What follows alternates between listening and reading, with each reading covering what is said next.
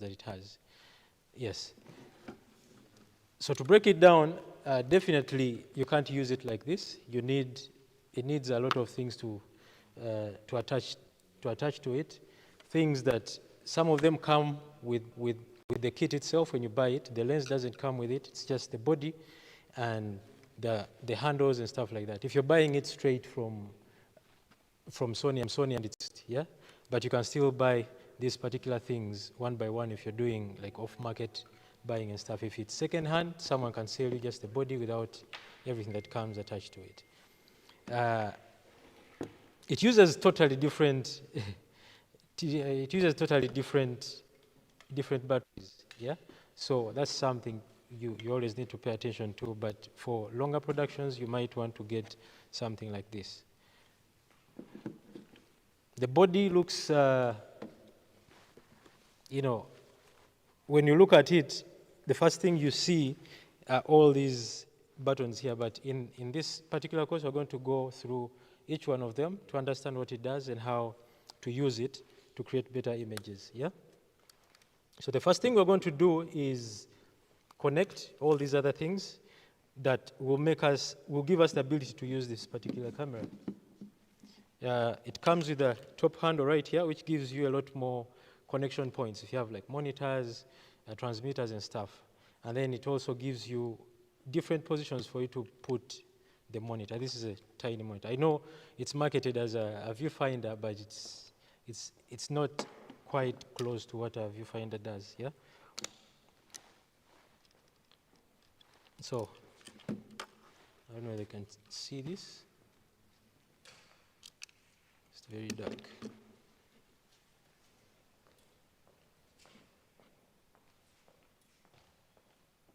Yeah.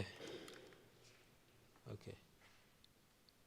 So the first thing we're going to do is attach the top handle. Now these are very sensitive, sensitive connecting points, and ideally you're supposed to have this attached to it, and it's easy to lose. So they give you like a slot here where you can put it in when you remove it from the connectors. So I'll put it there and connect this.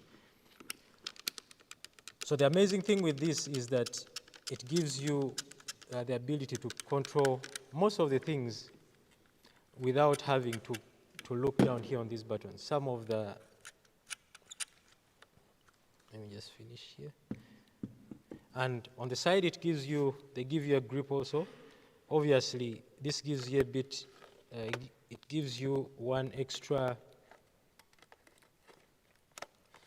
point.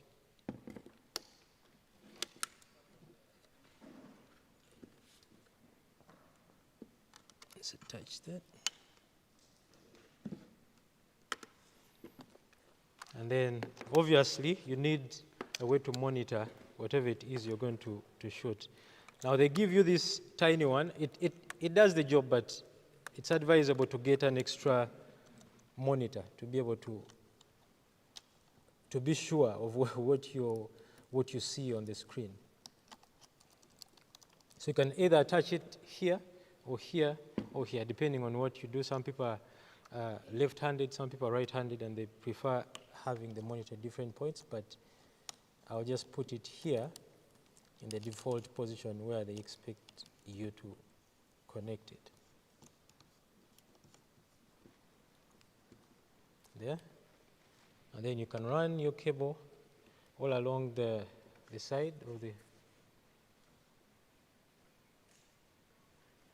side of the camera into the connection, and we are good to go. Unfortunately, we don't have, fortunately, we don't have the batteries that go into here, but we'll be using a V-Lock here. Yeah. Now this is how it looks completely built out. And ideally, this is how you would use it on your particular shoots.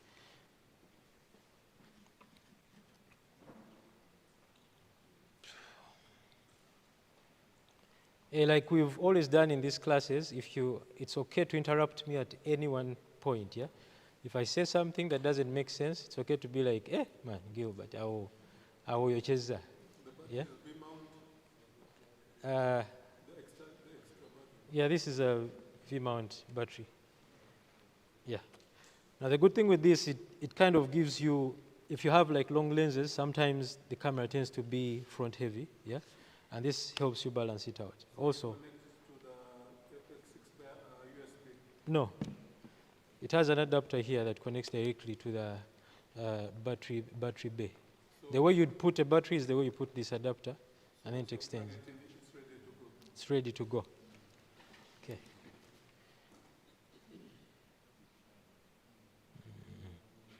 This particular piece we are using is not ours. It's not a good friend of ours. Where is that gentleman right there? And in case you have a project that you might need to use this on, he's always open to hire it out. Yeah. So that's the gentleman. Get his number. I know money is coming. Yeah. Money is coming. Yeah. Now, this particular camera falls in the cinema line, where you find the FX3, where you find the FX9, and then the Sony Venice cameras. And this is the bigger brother of the FX. This is a bigger brother of the FX3. And I know like it looks very, very daunting, but it packs some benefits that you might not get from the FX3. Yeah? Things like the internal NDs that are really, really good. You don't have to put an ND the same way you do it here because it's in here.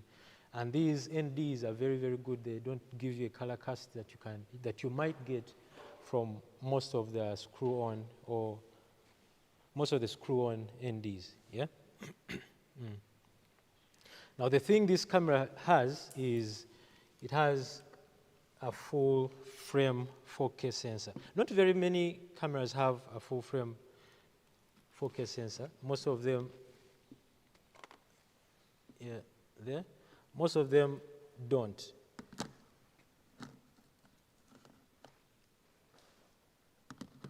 So it's actually the ones that are in the newer cinema line that do have the 4K sensor. It also has 15 stops of dynamic range, two higher than the FX3. So the image is comparable. The image that you get from this and this are comparable, but there's something more you get from this. Now, you might not see it, but it's only the pixel peepers, the people that know, that can tell, hey, this might be an FX6 or an FX3. So that's what you get with that. Now, these cameras have autofocus, like an incredible autofocus, especially when you're shooting like people and stuff. It's really, really good that you don't get it wrong, depending on how you set it, because you can go in there, like we'll go over the menu and see what we're going to do. If you go in there, you can change the way it moves. For example, if you're trying to rack focus, with auto, you can just tap and it moves. So you can set the speed with which it changes focus from one person to the next, or from one subject to the next. So it's an amazing thing. And as we know with all these Sony cameras, especially I think from the S7, S3, which is, I know ironically, not part of the cinema line, they are very good in low light because of the dual native ISO.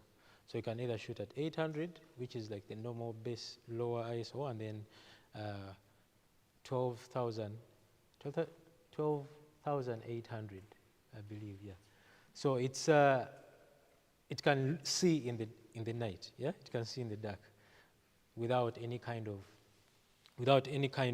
noise and whatever. So we'll do a demonstration, and then you will see how, as you increase the ISO or the gain, it reaches that native ISO point where it just clears out. You get it? So you can have noise at 10,000, but the moment you flip to 12,800, it will just clear out. And yeah, it's a very good feature to have. I know we don't have what's that thing that's been a rage? What is it? Open gate. We don't have open gate on this, but most of the time you really don't need open gate. Yeah, I feel like it's a marketing thing that you don't really need, but they're pushing you to think that you actually need it. I mean, if you want to shoot portrait, get a portrait clip from a wide clip, just frame a bit wider, right? Yeah. So that's the thing. There are always ways to do it. Now this camera comes in with. Back in the day, we used to have issues where people used to say that Sony cameras don't have a whole lot of lenses. Yeah, the compatibility was hard. The lenses were very expensive, but I'm sure Canon people can now testify they have shifted the blame, right? Because their lenses are a bit more expensive than a relative Sony lens. So it's always a good thing. And the good thing with this, you can adapt very many other kinds of lenses. You can adapt. If you have a very good adapter, you can use Canon lenses, you can use Nikon lenses, whatever lens you might have. But they need to be full frame lenses unless you're shooting in the Super 35 format crop, yeah? And it kind of limits you. You won't be able to use the complete readout of the sensor, which is an amazing sensor. And yeah, the other thing with this camera is that it doesn't have in-body stabilization, yeah? It's not like this one, or the smaller cameras, it doesn't have in-body stabilization. But what it makes up for that is it's heavy enough. When you rig it up, you won't feel the jitters. You get, yeah. So it's a very good. You can rig it up and put it on a gimbal or something of the sort, but it's a very good camera to just shoot handheld. You get, because the image you get from this might actually be more stable and more, what do you call it? It might be more natural handheld than what you get from here, because this has its IBIS in there, right? And it might cancel out those movements if you're looking for them. Yeah, so it's an amazing one. The lens compensate if you use like a G-Max 70 to 200. Yeah, if you have, yes, if you have a lens that has image stabilization, it helps a great deal. Yeah, but the body in itself doesn't have any kind of stabilization. Yeah. Now this camera can shoot up to 120 frames per second in 4K, complete readout without any kind of crop. I know when we're used to cameras, whenever you flip it to 4K, there's a crop, but this one doesn't. And you can shoot up to 240 frames per second in HD. I mean, I don't know who needs to shoot 240 frames per second, but that option is right there for you to use. Now, this camera has a lot of features. Now, it has quite a number of audio input points, which gives you an option. I'm someone that I do quite a number of, I do like documentary work a lot. And what I've realized is that the thing that always makes me the most nervous, yeah, in the field is audio. That one is something that always keeps me on my toes. And the ability to have two sources of audio is always a no-brainer for me. You get, you'd rather have two lapels that have two different outputs than have just one. I know, like, there are people that go gorilla, eh? And they are kawa with that. They have balls of steel.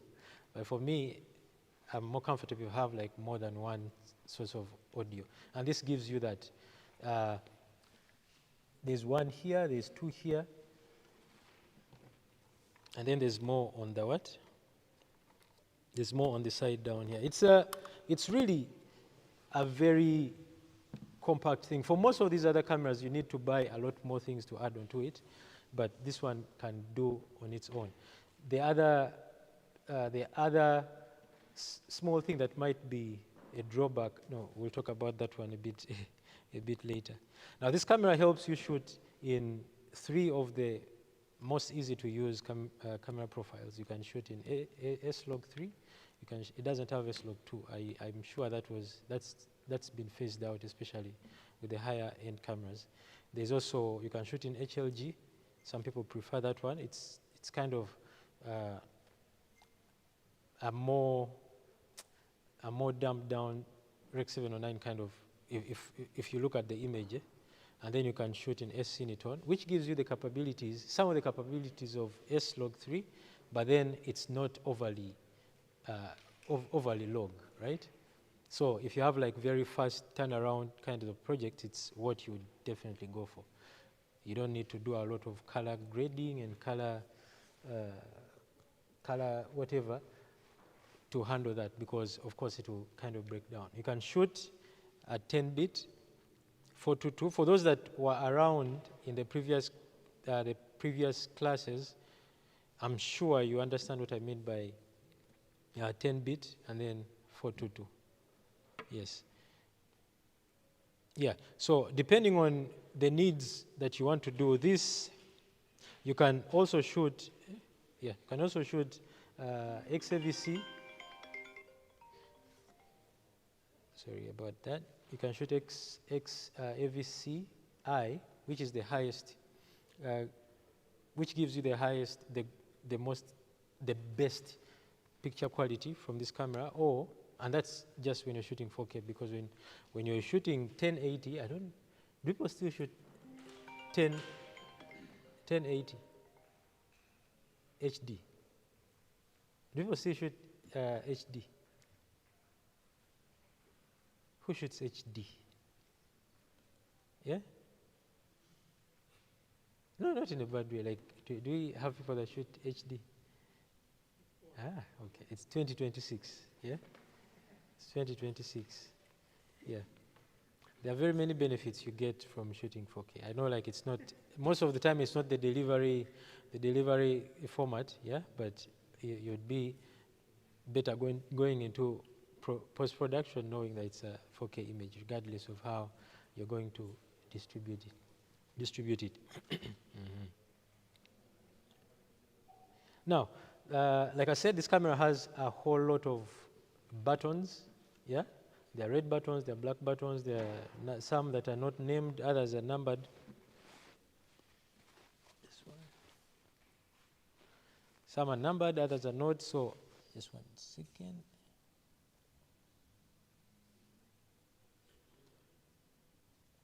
Yeah.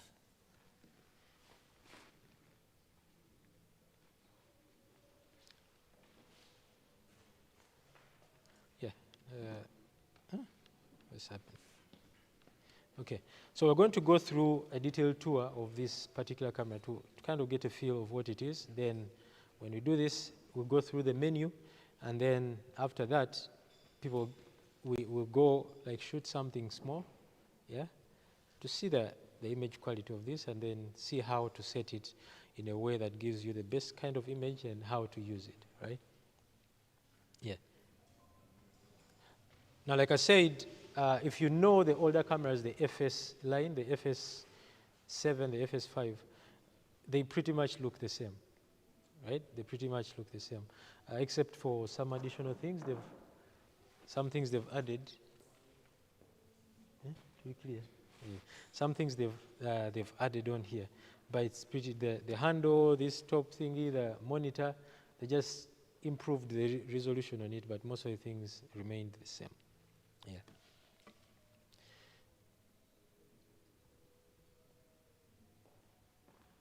And see again.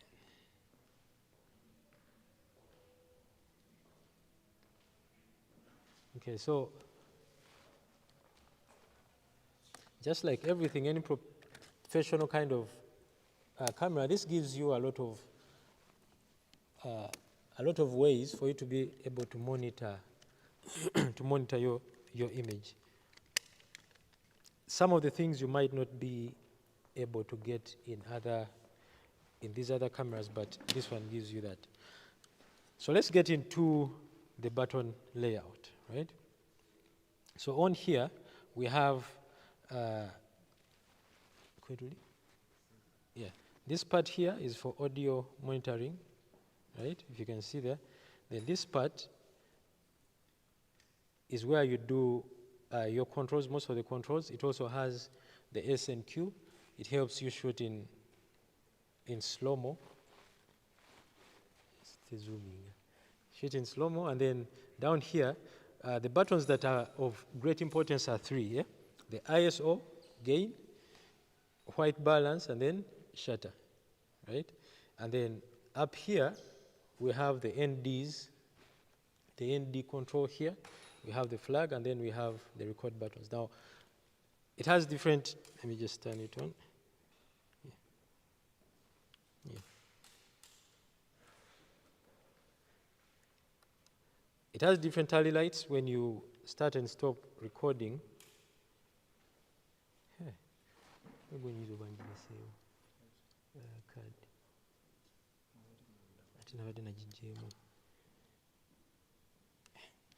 Morris. Lwangirese ku desk. Morris, ufunira ku kadi awo. Kadi. Yes, so what we are very interested in, especially when you're going to do to shoot, are these three buttons down here, yeah? Because these control your exposure. I know these, if you're shooting like Cine EI on this camera, you have only two options of the ISO. So the ISO bit, you might not pay as much attention to it because you're only shooting between 800 and 12800, yeah? So you can either increase, I hope you can hear that. So that's how they shift when you're changing the NDs. And then thumbnail is where you play back. The menu, you get a full menu here that takes you into the settings. We're going to go through these settings and then so that we can understand, so that when we get out there, you know what we are dealing with, okay? Critical space. That's the main question. Now this camera has two card slots, just like most modern cameras, yeah? Two card slots, which can either take CF Express type A cards or the normal SD cards. Now for the normal SD cards, obviously, you can use the V30 and the V60s, but they will limit you, like I said in the previous classes, they will limit your ability to shoot in different codecs, because some of them need faster cards. The V90 cards work pretty well, but it's advisable to use the CF Express type A cards, yeah, to prevent things like drop frames, and which are a nightmare, especially if you're doing like a very important project and you get in the editing and there are dropped frames. What do you do in a very big interview?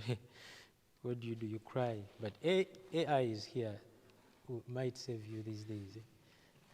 AI might save you these days. Yeah. But let's do a walk around, and we'll start with this particular the arm, the grip on the side.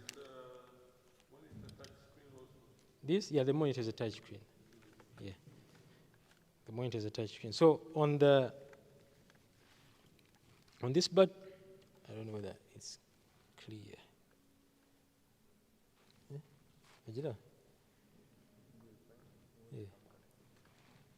Yeah, okay. On the grip,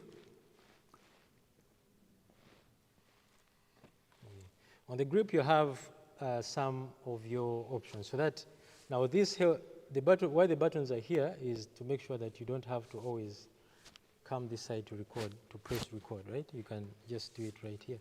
So you have a record button here, which does obviously start and stop record. Then you have a custom button, this one. Then you have a custom button 5, yeah, which toggles on and off autofocus or manual focus. Now the thing with this camera is that everything is kind of right there in your hands. Eh? You just need to know how to use them. Then the joystick helps you control, it controls a lot of things. And the thing is, the buttons that normal, like on any camera, the buttons that have numbers are buttons you can customize and do, and like put different settings on, yeah? On the side, on the top here, we have a servo rocker for your magnification. Of course, it can't work now. We don't have a compatible lens for that. There's specific lenses that you need to do that. And then on the side, of course, there's a release button here that you flip to move this about so that you can position it wherever you want it to be positioned. And for you to remove it, the button is down here. Just like the lens, you know, the lens removal button down there. That's on that. And then on the top handle, you have almost the same settings, but still they give you two more options for you to set to your liking, and then still the rocker here, joystick, and then still the record button. On the side, now we talked about these two audio inputs, yeah? Those are controlled by everything here. So you can, for channel 1, which is here, you can increase or decrease the volume or gain. You can choose to monitor it yourself or let the camera do that for you. Or basically anything you'd get on like a recorder, a normal audio recorder. So.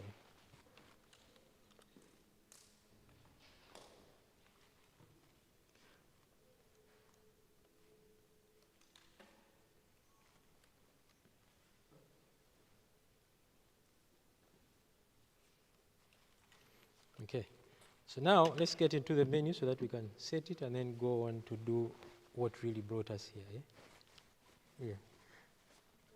Yes. So, my question is on the zoom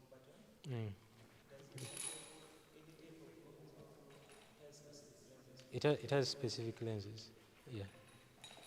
It has specific lenses. These are mostly called photography lenses, but we use them for our videos. They work both ways, but then that's basically what the categorized does.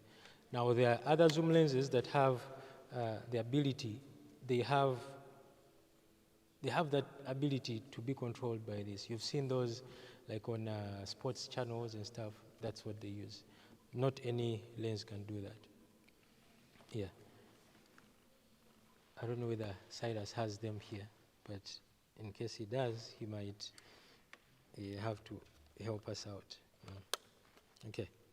So let's get into the settings. And down here, there are buttons you can choose from. If you're using like variable ISO, you can set it to be either your lowest. Maybe for you want your lowest to be like 200. So you set this to be at 200, then the medium one, and then the high one. So that whenever you get into like a situation where you need to increase your ISO, you know where exactly you want it to go. You don't have to just dial it in slowly, yeah? Okay, now let's get into the settings. They are pretty much the same, but they look a bit different here. The menu system is quite different, which is synonymous for most of these higher cinema cameras. So you'll find this particular menu on the FX9, the Venice. I don't know if you have a Venice in Uganda. Do we? Do you have an FX9 in UG?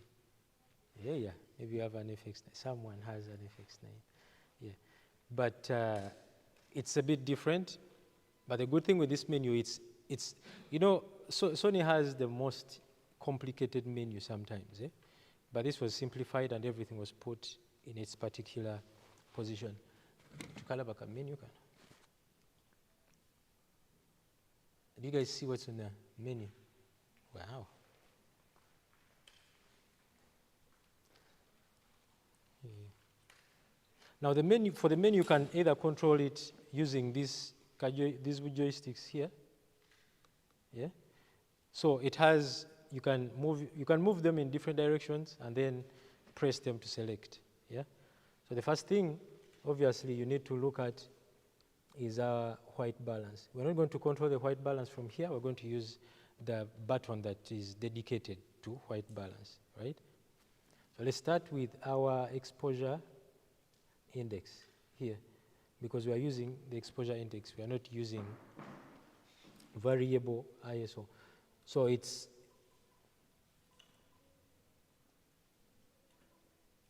so the lower one is 800, which is the ideal. Remember we talked about the dual native ISO at the beginning, right? So the lowest one is 800. You can go when it's Cine EI, like everything you record is in everything you record is in 800, right?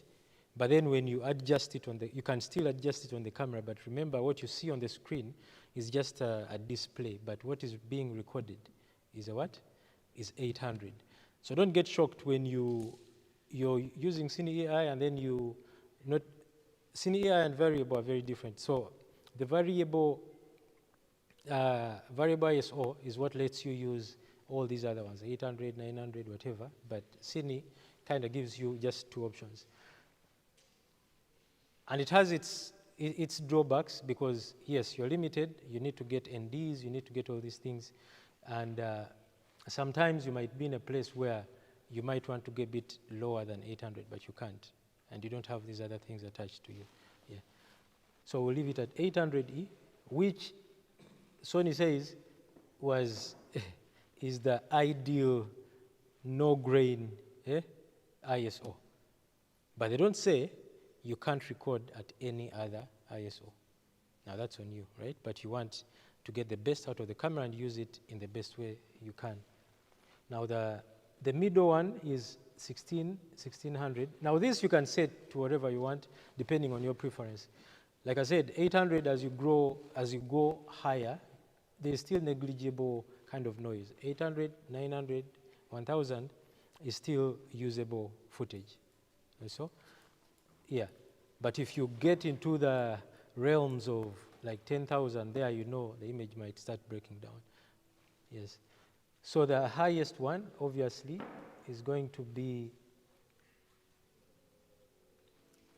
we are going to have to set it to,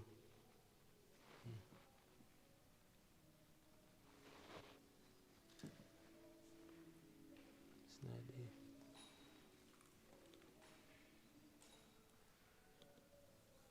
here. Yeah, so then bring this down to the,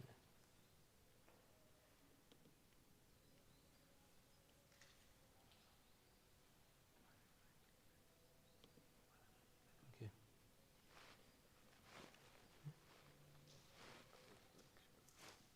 Yeah, okay. Yeah, so now I think let's just go through the menus. So the first part of the menu is the main menu. It gives you a lot more options, a lot more things to do what to set. Here you find your shutter speed or shutter angle. He chose to use the shutter angle. Then the iris is the aperture of the lens. Yeah. On our small cameras, you never encounter the word iris. You only get it when you go into like the cinema line of cameras. Yeah. So iris is the same as aperture. So if someone wants to show off on you saying iris, don't get intimidated. Yeah. Then the other thing is the video format. Now, like I said, we can shoot up to 4K, which is that resolution right there, and it has no crop whatsoever, which is a good bonus right there. Yeah.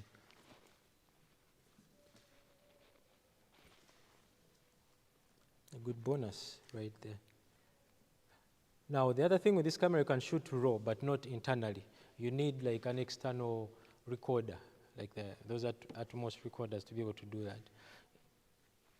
Blackmagic gives it to you like that, but this you need to have like an external thing. Yeah. Which most of the, you need not just an SSD for this, you need an external recorder. There are those monitors that also double as recorders. that you could get here. Now, hey, very little time. Now, here you can also,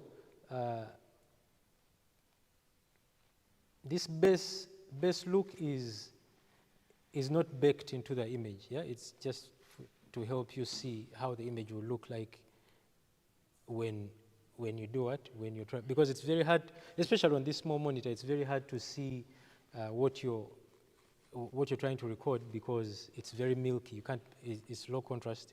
You can't really make out what exactly is in the frame. And this helps you see the image the way it would look if it's already color transformed into Rec 709.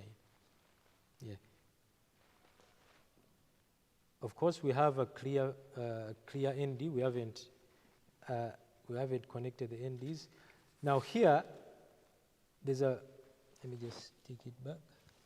On the image scanner, it gives you an option to either choose whether you want to shoot. Can you guys see that? You can't. Maurice, do you have a, who is the 20? Hey. Just 1 second. No, it's okay. Just.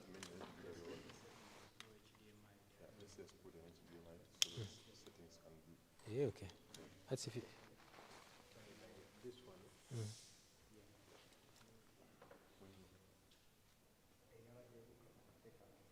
Take him one.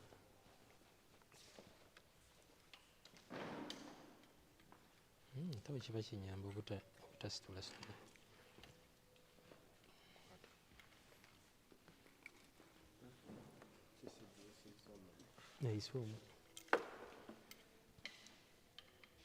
Yes, so as we get that ready, now image scan, you choose either you want to shoot full frame or Super 35. Now the reason why you do this is if you're using cropped lenses, yeah?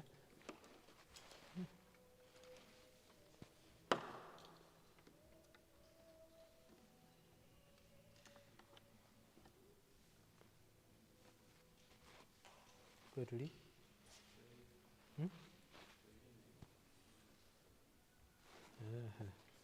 That you could go outputting over menu.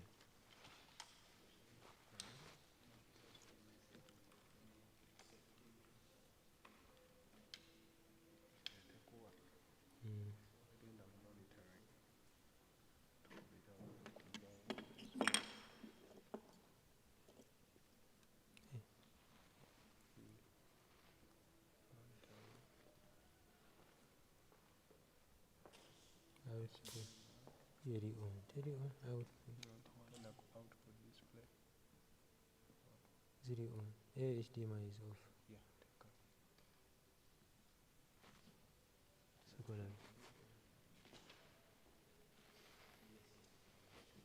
yes, yes.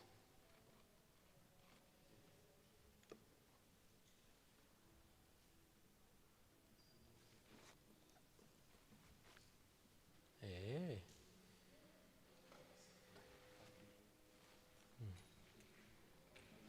Happy people.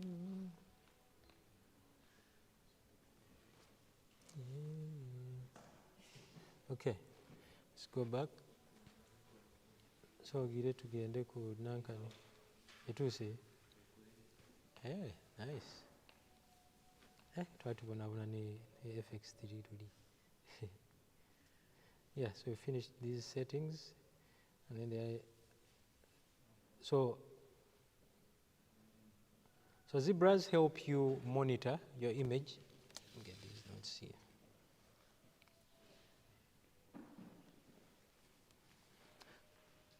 Helps you monitor. It helps you with the exposures. Yeah. Depending on what you want to do, you can choose. You can pretty much like change everything on here depending on what. Yeah. Yeah. S log.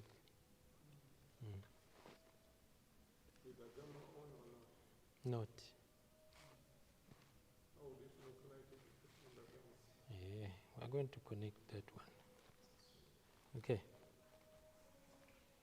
So this is for the audio inputs. We have,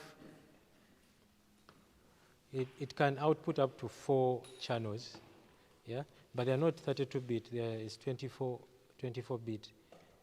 So that's something to also pay attention to. Now frequency scan is still your frame rate. So with this, the thing with these cameras, like the language changes, but it's the same thing, right? Yeah. The language changes, but it's pretty much the same thing. Then you go down to the codecs we're shooting, so you can shoot RAW, outputting on the HDMI, but internally it will be shooting XAVC. The FX3 does not have XAVCL. What is that? Which one? XAVCL. It does. That's long open. Yeah? L is what now? L is for L is for when you're shooting 1080. It's the same codec as the I, but this is specifically for 1080 because you can't shoot I in 1080.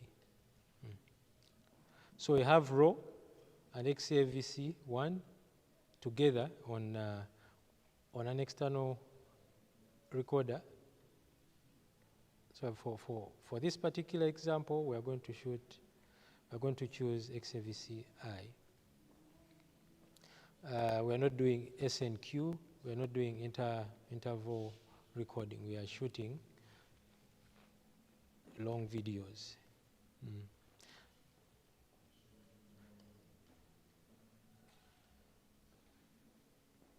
Simultaneous recording, it's either doing on both cameras at the same time. Now cache gives you, like sometimes when you have like a very slow PC, you need to create proxies and stuff.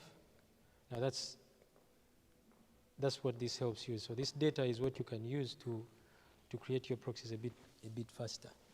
Yeah. We said 1080. Now we're shooting. Where is it going? Okay. So we're not shooting flexible ISO. We are shooting Cine EI. Like I said, Cine EI gives you 2 options. 2 very, very optimized options, 800 and 120 800. But if you change it to flexible ISO, you can dial it in to whatever you want, yeah, to whatever it might be. Okay, now proxy recording helps you record if you're shooting 4K XAVC-I and you've turned on proxy recording, yeah, it records 2 files. It records the bigger files and then the smaller file. So that when you go in the edit, you can link them in a way. You don't need to still go and wait for proxy files to be created. You already created them in the what? In the camera. So you just edit the proxies and then link them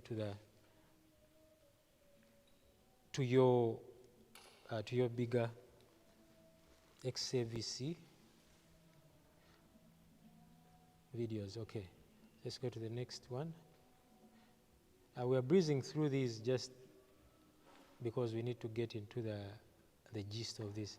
Now SDI and then HDMI, you choose the resolution you want to output depending on whatever it is you have. If you have a monitor that can view 4K footage and an HDMI cable that can transmit 4K, then that's the case.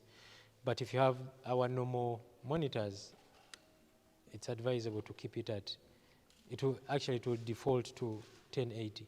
Yeah. And remember also, the higher the resolution that you're outputting, the faster your battery on whatever monitor you have depletes. You get, because they kind of suck a lot of power. Yeah. Now for this is where you choose the LUTs. You can either install your LUTs on this camera, or you use the native LUTs that are in here. So let's say we are shooting S-Log and then we want it to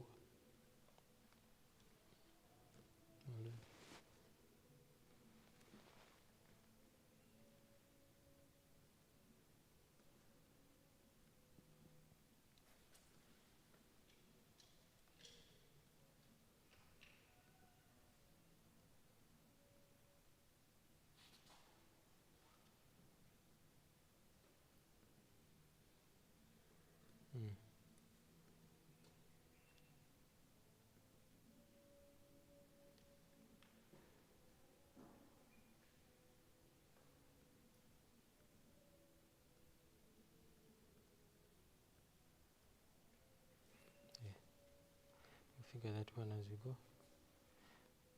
Okay, S&Q gives you the ability to shoot slow-mo, and then you can, of course, like the volume and whatever are things you control on the side here, and then you also have like a battery. This shows you how much battery you have, which is something you don't see on very many cameras. They only show you like some bars, but here you can go in and figure out, okay, how much time do I have? How much battery do I have? Which battery is in there? So it's a pretty good kind of thing. We are not formatting. Okay, so let's set it for what we are going to be doing outside. What we are going to be doing outside is a simple simple interview setup. Yeah, we are going to have one of you guys be our model, and then we'll try to do that in different scenarios. It's sad that we don't have, like, there's no sun. Sun is a bit complicated, gives us a bit more work to do, but we'll just make do with what we have. Yeah. Katonda yatua enkuba, so we just have to swallow that. So do you have any questions on the camera particularly before we get into the practical sense of this thing? Any questions? Yes. Yeah. Yeah, they're inbuilt, and you adjust them. Even how bright it is, could you perhaps try and adjust the individual and so that the image will Yeah, okay. Can you transmit this? similar to what we are seeing from the Yeah. other camera? So, no, the feed.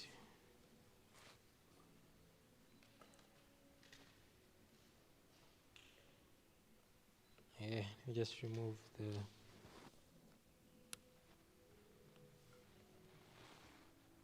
Monitoring.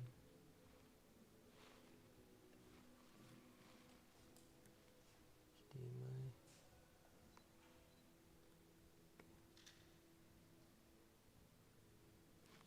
Yeah, so now we're just going to toggle the NDs. This is clear, right? There's the second.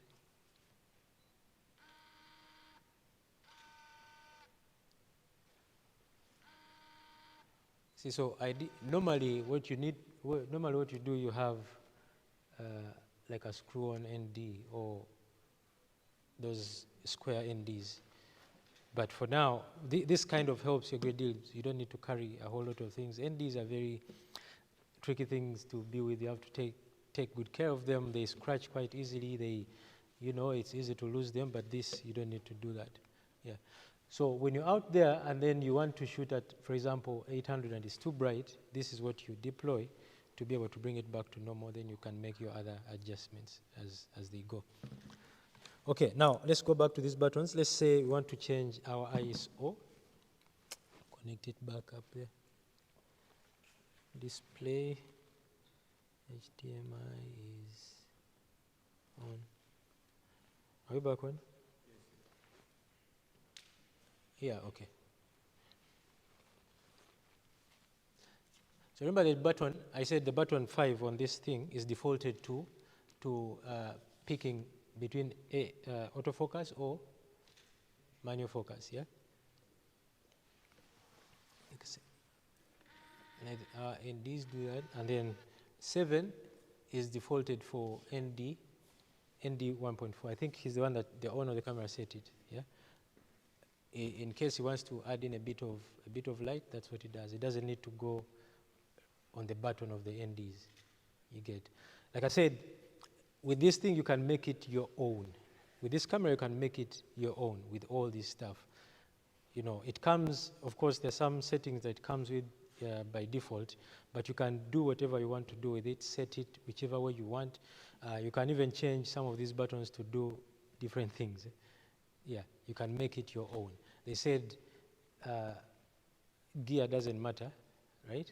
It's the camera that you have that matters. And so it can be an iPhone, but if you're able to do the best with an iPhone, you're still a cinematographer, not so? Yeah. So don't get limited by this kind of thing. So 8, by default, gives you the focus points.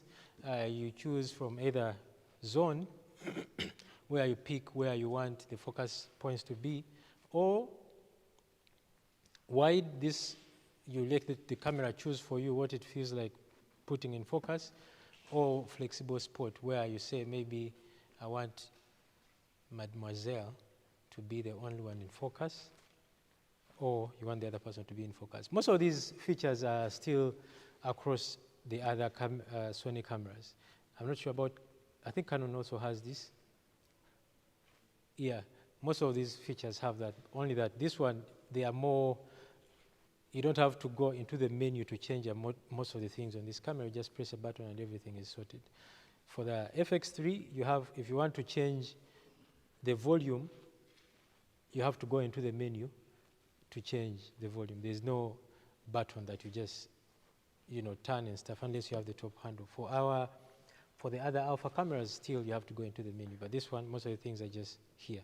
You just have to familiarize yourself with them. Yeah. Okay.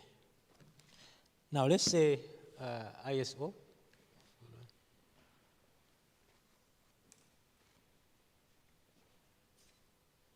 Let's say you want to change your ISO. When you tap it like that, you can either choose to take it to auto or whatever ISO you want. Now we are in the I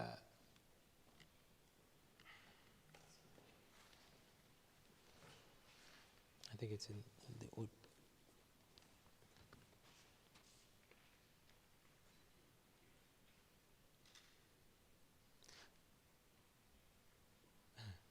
This man changed a lot of stuff on this thing. Yeah.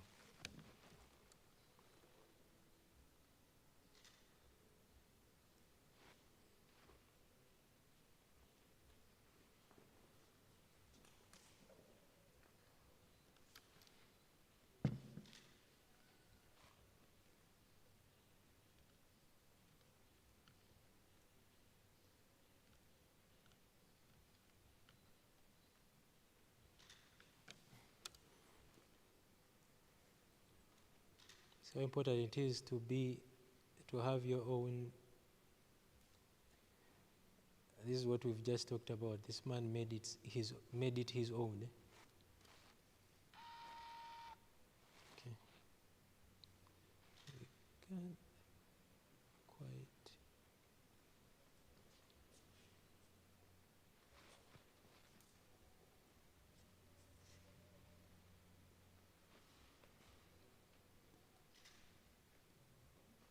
I think let's go into a break as I bring this back to the normal settings. Yeah. 10 minutes.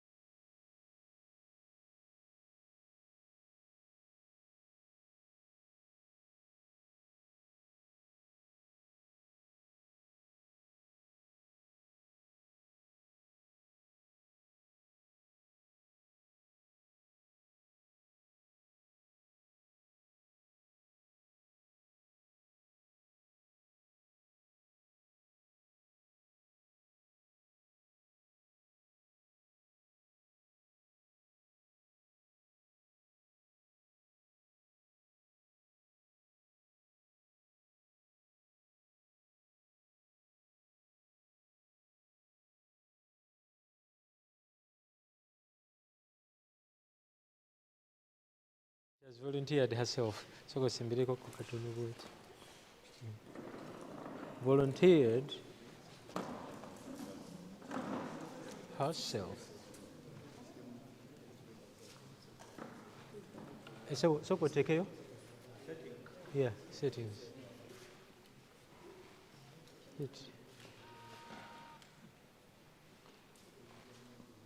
All right. Okay, so it's a bit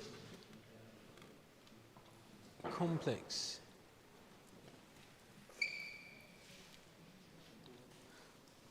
So let's set our gain. The button here that says gain, written on gain, you press it, it gives you the option there. Remember, we are in the high gain, that's the middle, and then the bass, right?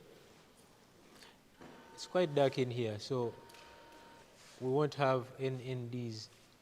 Should we add some light in here? Let's increase the gain. Yeah, the lower bass. Yeah, lower bass. F4.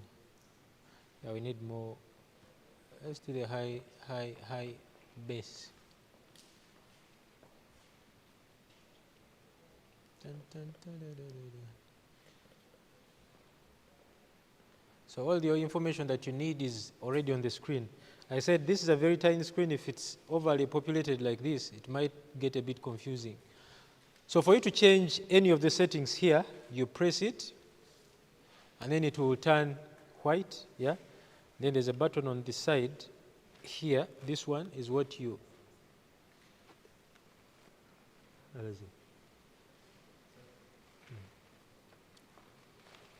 Yeah, so this button on the side is what you use to adjust, yeah? But we're not adjusting that. Yeah.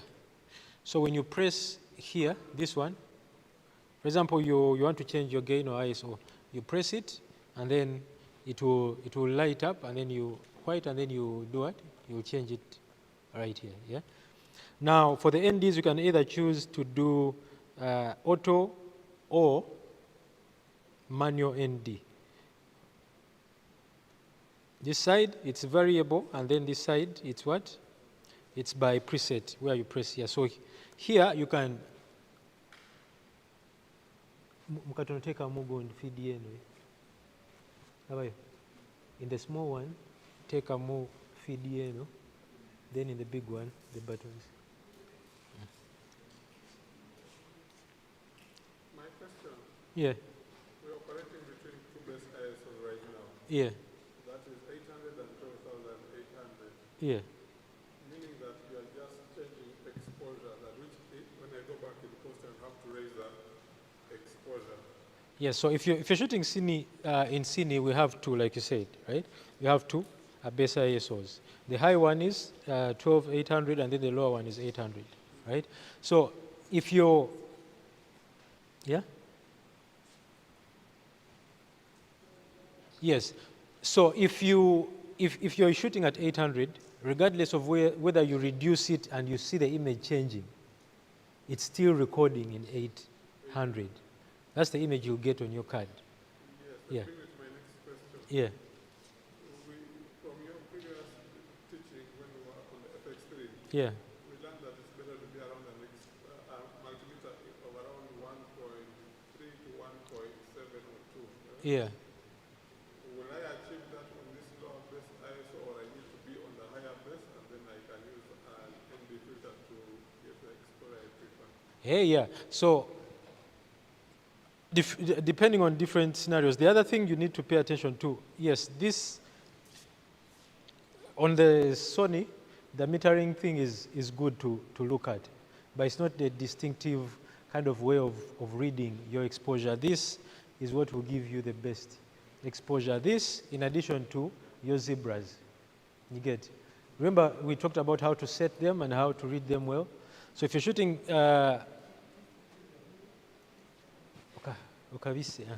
if you're shooting in S-Log, you don't want this to be close to this side. You want it to be somewhere in the middle, right? Somewhere here. Not this side and not that side. So you try to make sure this curve starts from here, it's in between here and there. Because you know, it might be this side and it looks very good on the screen, but when you go and transform it to Rec 709, it's very, very black. And you wonder, hey, what's the problem? So the histogram is the best way to see what the camera sees. Yeah. And then to dial it in properly, of course, you look at the meter down here, and then to dial in properly, you need zebras to be able to see that. So what you do is, again, we'll do it with the example. What you do is just adjust it to a point where it's just coming on someone's face. You get it? So that's how you know it. Like I said, I don't know why I keep referring to the previous classes, because we covered quite a number of things. So for those that were not around, I'll try to explain some of these things. So there isn't a one-way, does all method for you to figure out your exposure, right? There is no single way that does everything. You need to have a knowledge on all these different tools that you need to be able to see clearly what you see. The histogram might give you something, but you want to see what exactly is overexposed or what exactly is underexposed. That's where the zebras come in, because this reads out the entire, sensor, right? The entire what the camera sees. But then if you want to see exactly what point is peaking and which point is not, that's where the zebras come in. Yeah. But we'll see that as we do the hands-on, practice. So like I was saying, the end is, so they start from clear, 1.4, 1/16, 1/64, and then back to auto. So we don't have a whole lot of lights, so we are just going to make do. Let me increase the ISO so that we can see a bit more clearly. Let's put it at 12.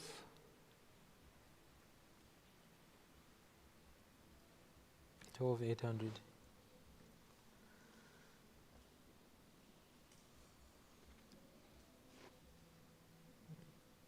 Okay. So let's see what the zebras see, right? This is in manual setting. Let me just turn those on.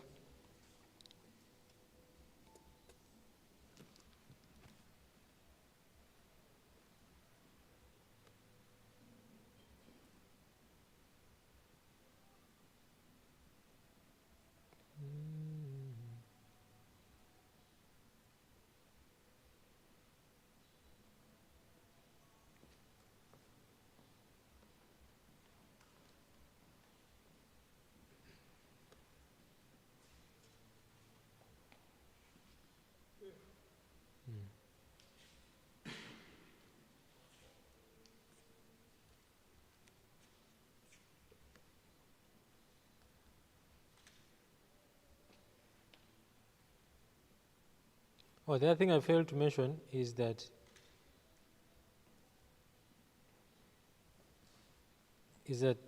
this rocker here,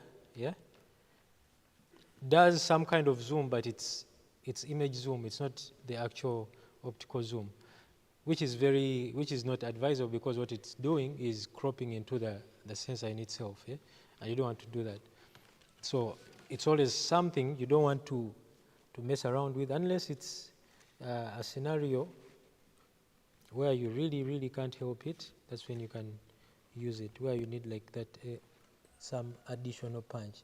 Of course, it will kill some of the resolution of your image, but it's something you can deal with right there.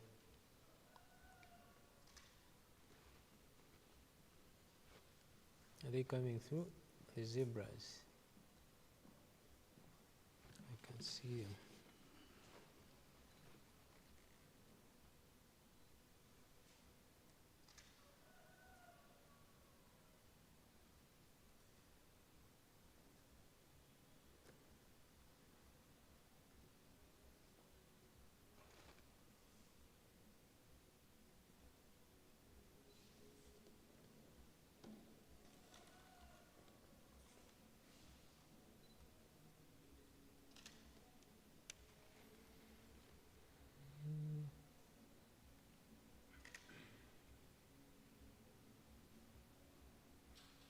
Sebo.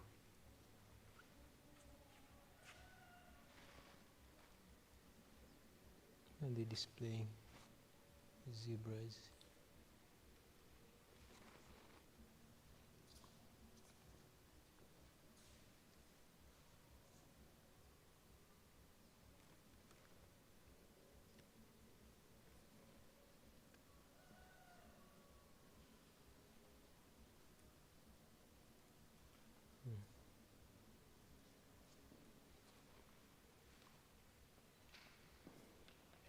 Not sure why they are not showing up.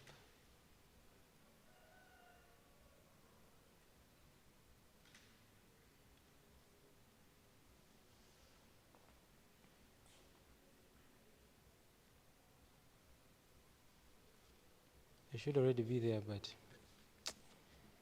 I don't quite get it.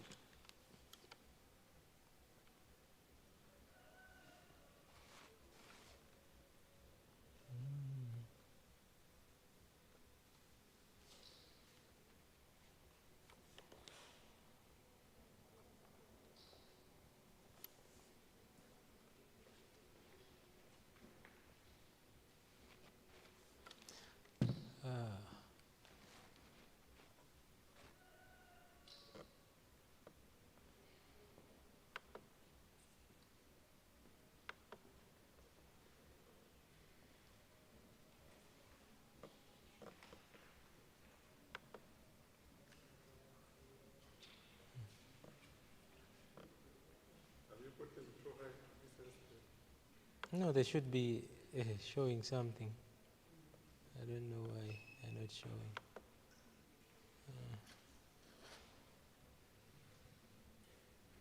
Zebra. Let me see.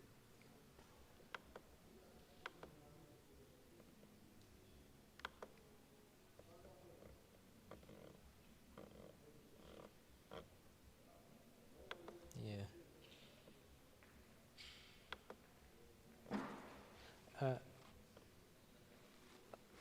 Maurice, say the sheriff. What if you reduce zebra 1 to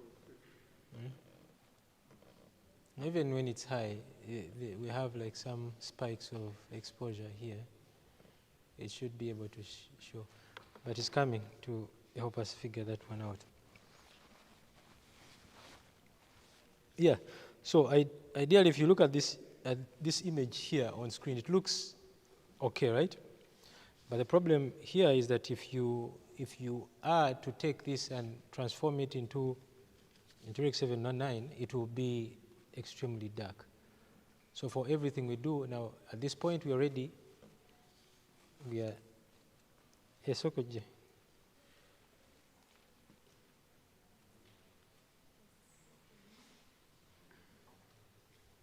Let me so jogire fogunte tuziraba picking teraga on eri on naye it's not displaying nti wano it's on teriga